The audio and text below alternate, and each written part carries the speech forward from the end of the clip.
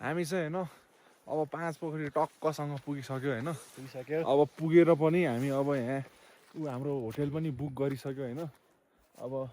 photo खिच्ने भनेर बाहिर निस्क्यो फोटो खिच्ने भनेको तर यहाँ अब खासै घाम देखेको छैन अब फोटो खिच्ने भने अब हामी चाहिँ भिडियो खिचिरहेको छ क्या अब भोलि बिहान हामी उठेर त्यहाँ जाने हो होइन अब त्यहाँ चाहिँ अब फोटोसुट चलिरहेछ अब हेरौँ है त के कस्तो छ माहौल यहाँको आज दामी छ नि ल यो चाहिँ हाम्रो एके समीर ह्याकर समीर हो होइन उसले चाहिँ अब भविष्यमा फ्लाइङ कार्सहरूको कन्सेप्टहरू धेरै बनाइरहेछ ल अनि घरको कौसीदेखि सिधै 5 पोखरीको यो ग्राउन्डमा यहाँ ल्यान्ड हुने तरिकाले चाहिँ उसको कन्सेप्ट छ यहाँ लेट सपोर्ट है गाइज ल अनि यो चाहिँ शिवकुण्ड हो 5 पोखरीको 5वटा कुण्डमध्ये सबैभन्दा ठुलो कुण्ड नै यो हो होइन अनि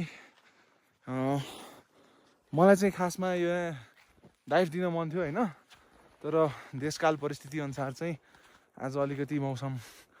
अलि च्यालेन्जिङ छ अलि ठन्डा ठन्डा छ होइन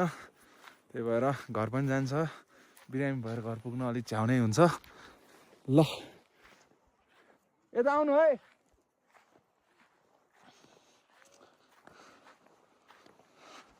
यो थामी दामी छ नि भाइ होइन यो सबैभन्दा ठुलो नि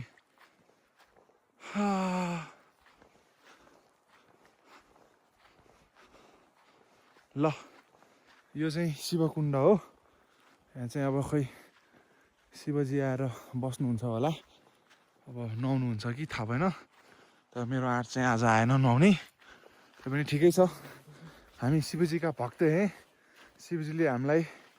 त्यतिको त छुट दिनु हुन्छ होइन त्यो मलाई थाहा छ ल यहाँबाट भिडियो यस्तो छ भ्यू यस्तो छ यहाँ चाहिँ खुट्टा पखाल्नुपर्छ यार यहाँ चाहिँ हामी चप्पलमा आएको भएर चाहिँ अलि हाम्रो यहाँ खुट्टा फोहोर भएको छ होइन ल म त्यहाँ जान्छु ल मेरो खिच फेरि त्यो चप्पल पनि चिसो हुन्छ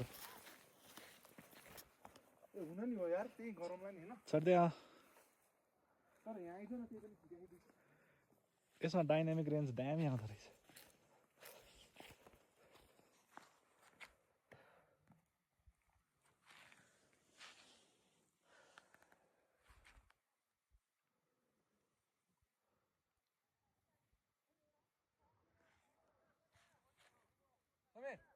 देखेन ल सुरज हुआ मत्थम हो कि क्या हो दामी हो नि यहाँ पो हो नि